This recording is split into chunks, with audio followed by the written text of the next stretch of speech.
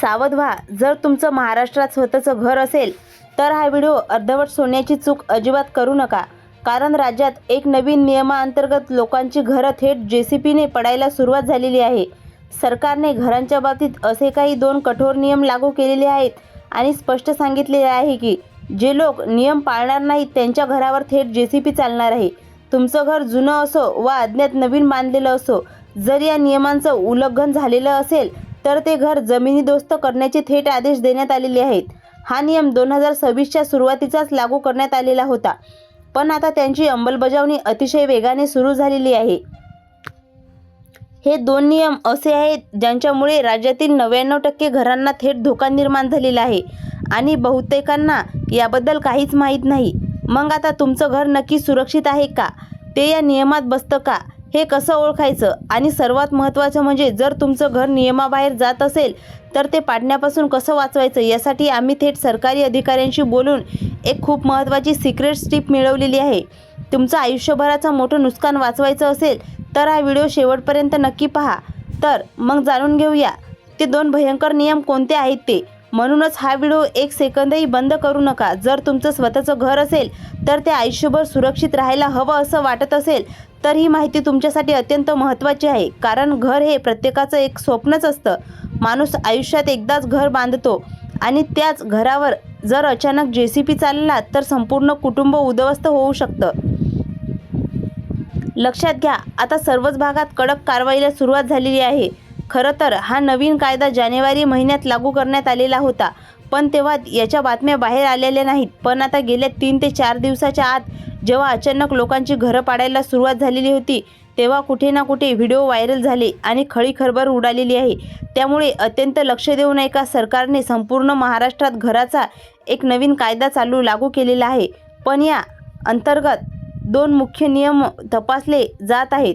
जे या घर नियमात बसणार नाही ते थेट पाडायचे स्पष्ट आदेश देण्यात आलेले आहेत. महाराष्ट्रातल्या परिस्थितीचा विचार केला तर तब्बल 99% घरामागे हा मोठा प्रॉब्लेम दिसून येत आहे. मग तुमचं घर गावात असो, निमशहरी असो, भागात असो किंवा तुम्ही शेतात बांधलेलं घर असो, सर्व प्रकारच्या घरांना हा नियम लागू आहे. सरकारने केलेल्या एका गुप्त तपासणीत ही धक्कादायक बाब समोर आलेली आहे.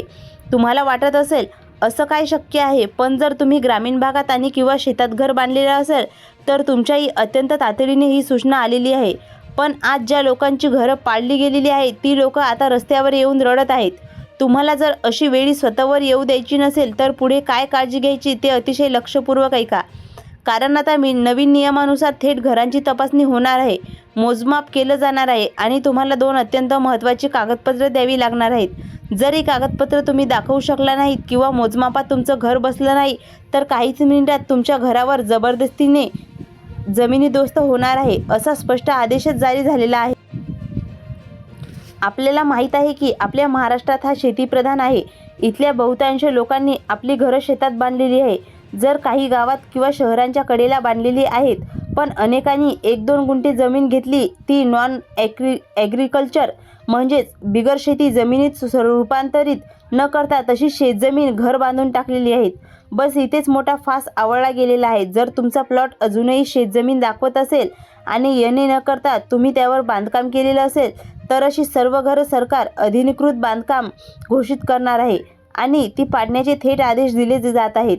सरकारने अशा घरांची यादी तयार करायला सुरुवात देखील केलेली आहे. त्यांना हे 2 नियम अजून माहीत नाहीत. त्यांचा खूप मोठा प्रॉब्लेम होणार आहे आणि दुर्दैवाने हा धोका राज्यातील 99% घरावर टांगता आलेला आहे. त्यामुळे अगदी शांततेत आणि मन हलकावून लावून ती माहिती तुम्ही नक्की ऐका. पूर्वीच्या काळात तुम्ही कुठेही ना कुठे घर बांधलं तरी चालायचं. शेतात बांधा, गावाकडे बांधा, छोटासा तुकडा घेऊन बांधा किंवा गावठाण्यात बांधा, कुणी अडवायला तयार येत नव्हतं. पण आता सरकारने सगळ्यात मोठा आणि महत्त्वाचा निर्णय तो म्हणजे घराच्या लांबी रुंदीचा आणि क्षेत्रफळाचा नियम आहे. तुमच्या घराच्या आकाराचा एक नवीन हिशोब ठरवण्यात आलेला आहे. जर तुमच्या घराची लांबी रुंदी चुकीची ठरली किंवा तुमच्या बांधकामाचं क्षेत्रफळ ठरवून दिलेल्या हद्दीच्या बाहेर गेलं तर तुमच्या घरावर थेट कायद्याचा बडगा उचलायला लागणार आहे. सरकारने लांबी रुंदीची एक वेगळीच गणित मांडलेलं आहे. जर तुम्ही या गणितात बसत नसेल तर ते येणी बिगर शेती प्लॉटमध्ये नसेल तर तुम्ही ते शेतजमीन बांधलं असेल तर तुमच्या घरवाही कधीही JCP चालू शकते. नाव ऐकून तुमच्या मनात अनेक प्रश्न आलेच असतील. हा लांबी रुंदीचा नियम नेमका काय आहे? कोणाच्या लोकांची घरं सुरक्षित राहतील किंवा क्षेत्रफळ साईज असलं की सुरक्षित आणि किती असलं की थेट पडलं जाणार आहे. आणि सर्वात महत्त्वाचं म्हणजे प्रत्येक घराला येणे बिगर शेती करणं बंधनकारक आहे का? या सर्व प्रश्नाची उत्तरं अगदी सोप्या भाषेत मी तुम्हाला समजून सांगणार आहे.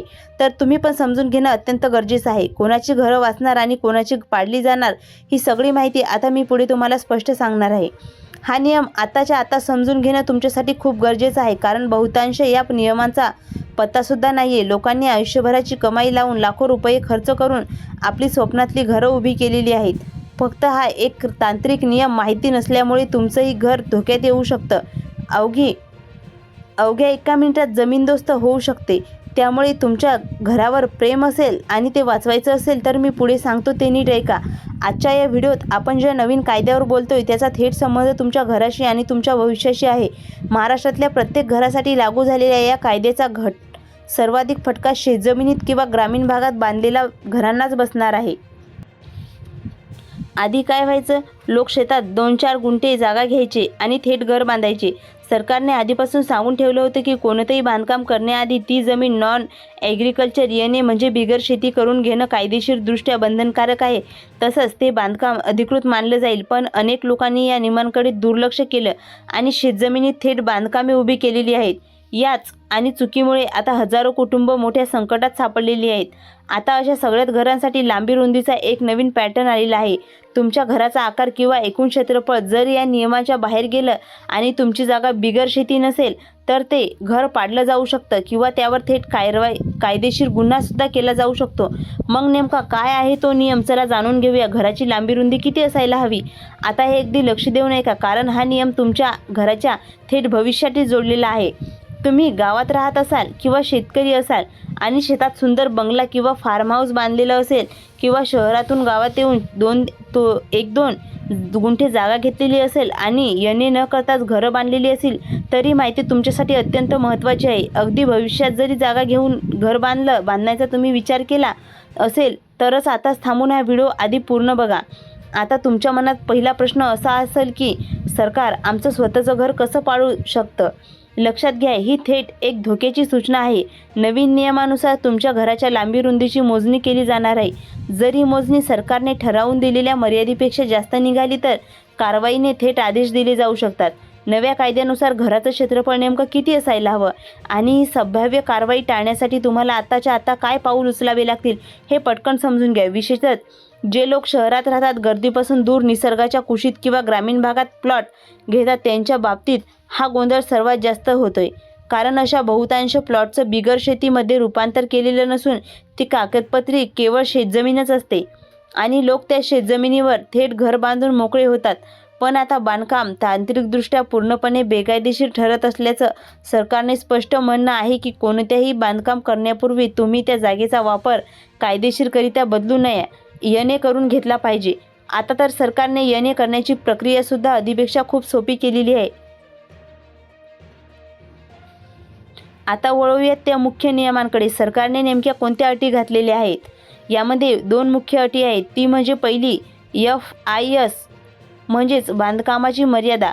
सरकारने यासाठी जमिनीच्या आकारावर आधारित बांधकामाची विशिष्ट मर्यादा ठरवून दिलेली आहे. पहिली अट, जर तुमची शेतजमीन साधारण 1 एकर ते 1.5 एकरच्या आसपास असेल तर त्या जमिनीत तुम्ही 150 चौरस मीटर म्हणजेच 1614 स्क्वेअर फुटापर्यंतच कायदेशीर बांधकाम करू शकता.